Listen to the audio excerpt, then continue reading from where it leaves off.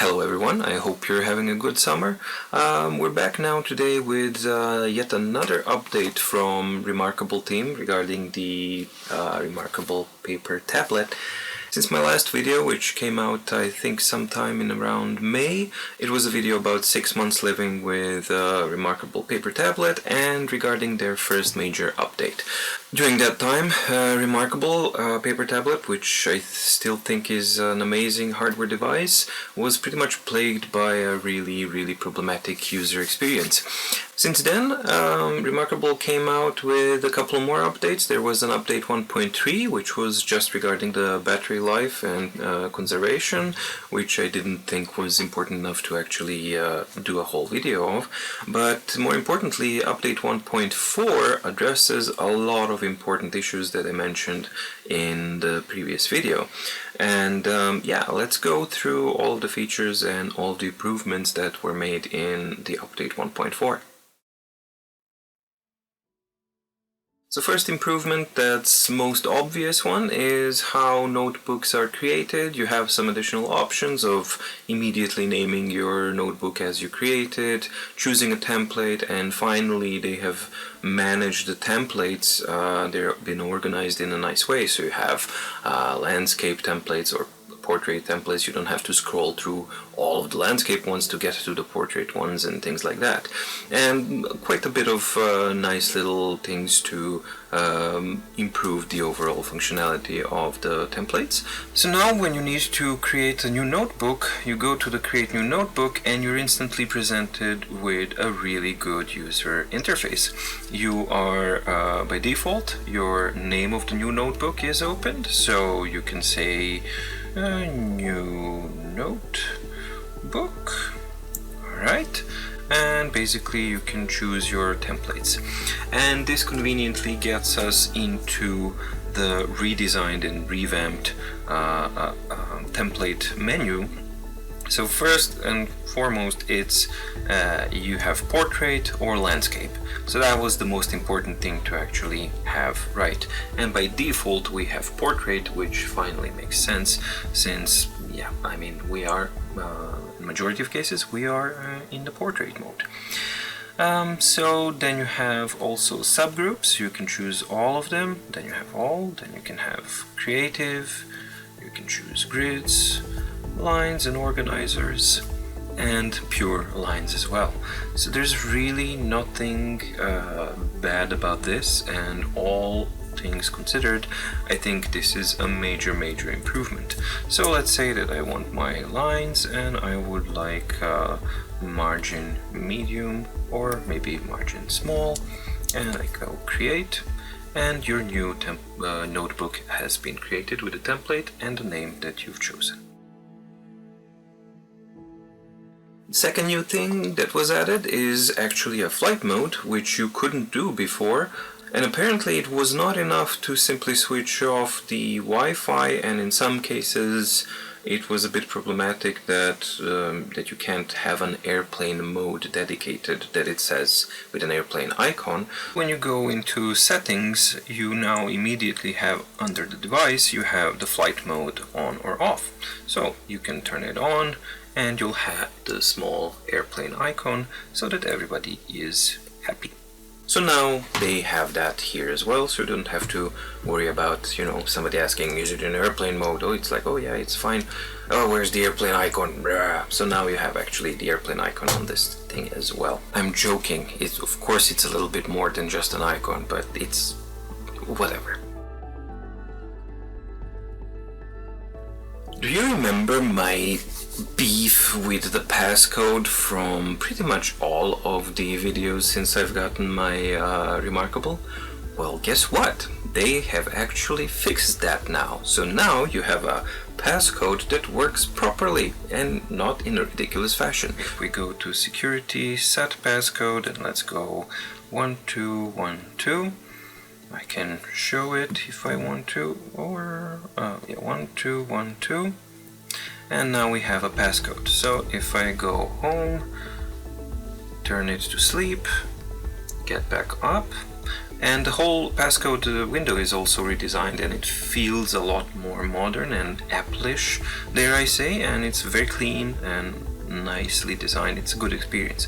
So 1212, it unlocks, and that worked before as well. The problem was if you went back, you had your passcode set, and if you went back to change it or turn it off, the device wouldn't ask anything. Now you could simply just change it and that's it. So now this actually works as a security device. You can't do these things unless you use your passcode that's already here. So I'm gonna turn off my passcode and it's all good. Passcode has been disabled.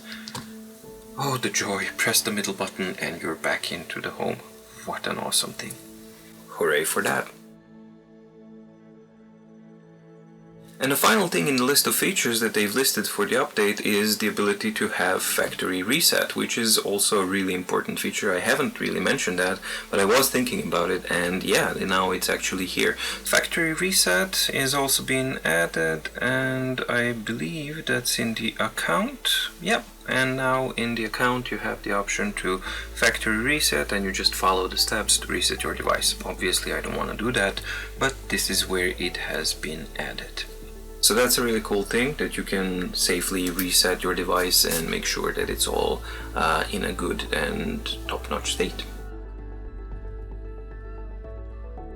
Apart from these features, which are great and they address these kind of problems, the two things that they haven't mentioned as features or improvements are for me two most important ones. Number one, home button. You remember my problem with it being ridiculous that you have to go close, and that kind of works. So now you simply press the middle button as you would expect and you are back home. Finally, proper kind of behavior, and I'm really happy they implemented that. I know it's a small thing, but it matters to me. On a daily use, it really does matter. Number two, the selection method. While they've managed to eliminate the main issue, there's still quite a bit of improvement left here that can be done. So there's like two confusing functionalities here. If I go to user manual, synthesizers, and let's choose this document, right? So if I go now to my files and I want to choose the other notebook as well, it is chosen and the selection is retained. So this works well. While we're in this mode and we're talking about this, one thing that's obviously missing is a little bar down here, where it's not intrusive or anything like that, just a black bar down here that says how many files have been selected, that you're in a selection mode active, that 2 files have been selected, and in the edge, and maybe down here in the edge you could have more button or details, and then it opens up and shows you which documents have been selected, so that you can actually have an effective selection manager. But most importantly, it should show you that you are in the selection mode still, because I don't see that anywhere here, because I am still in the selection mode and I have a selected document, but there's no indication of it anywhere. So that's an important thing to add. Another thing that's a little bit confusing is, let's try and do the same action again. So let's deselect this. So now I select it, and previously I used my files intentionally, because what happens when you hit the home button here, you'll see it in a split second, the selection is going to get deselected and then goes back out. And if I now go back to the place where I was, there is no selection at all. This is fine if it's explained, and I think this would work well. I don't have a problem with this functionality at all if we do have that indication somewhere, somehow, that we are in a selection mode and that we have certain documents selected. Now it's confusing because it's two different behaviors and apparently they look the same but they behave differently, and there's no indication whatsoever that they do that differently. So I think that little bar and selection set will make it very clear immediately that if I have this selected and I go back here, I still have my selection. However, if I press home, let's see if that, yeah.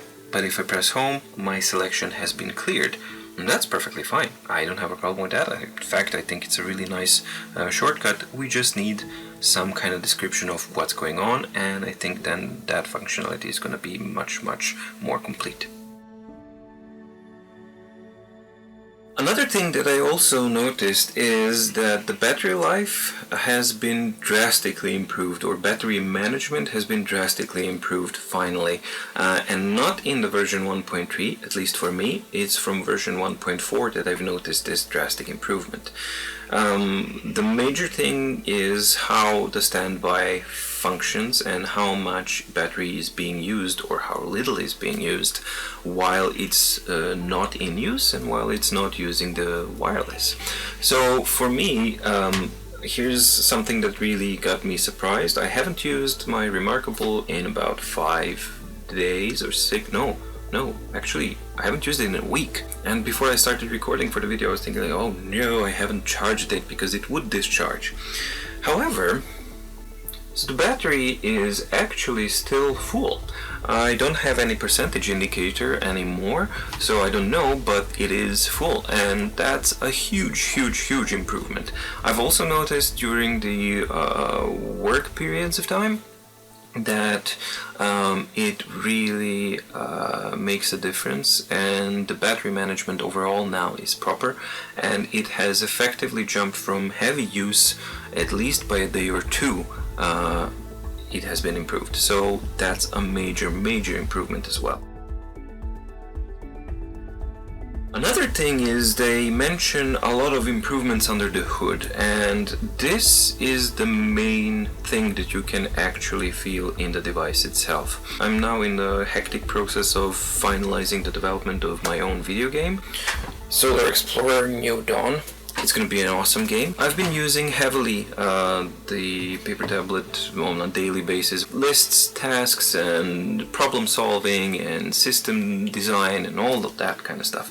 That results in me having a notebook in here with roughly around 200 pages already in it. So it's a single document with 200 pages. Notebook, not a PDF. I've noticed before the update that reMarkable started to struggle after page 150.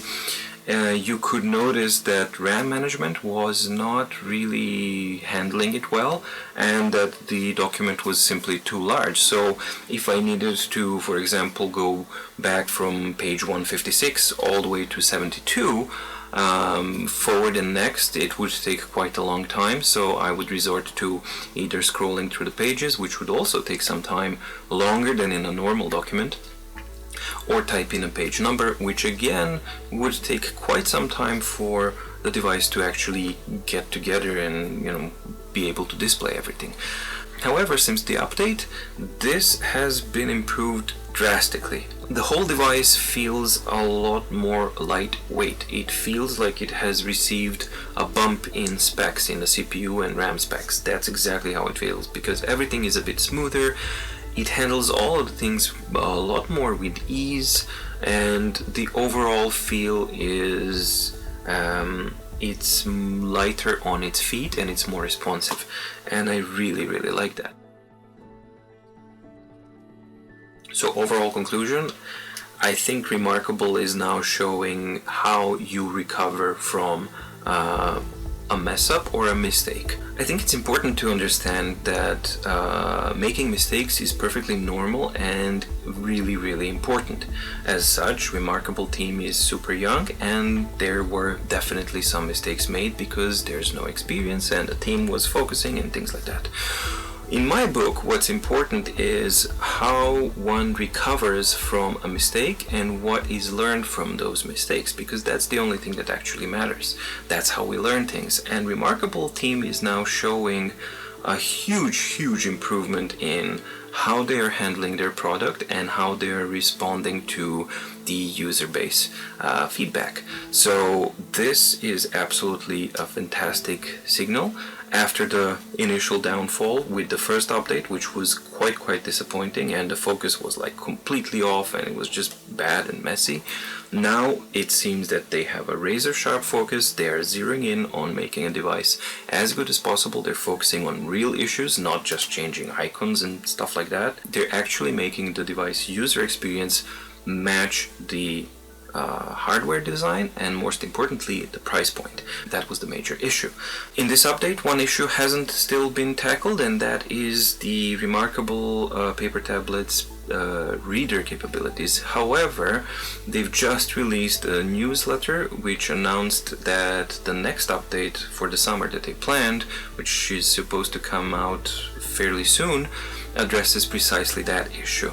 Table of content search by word or content search, and better font capabilities and things like that. So that means that after these two updates, we'll have finally the adequate user experience for this hardware and for the price point that this hardware asks for, because it is a premium price point, and now they're able to actually deliver on it. So in the last video I ended up saying something like this: I really hope that I will have a reason to make a much more positive video very soon, much sooner than we had to wait between the initial release and the first update. And I'm really happy to say that, first of all, it hasn't taken such a long time between the last update and now, and second of all, it's all positives. There isn't a single negative thing that is associated with this update.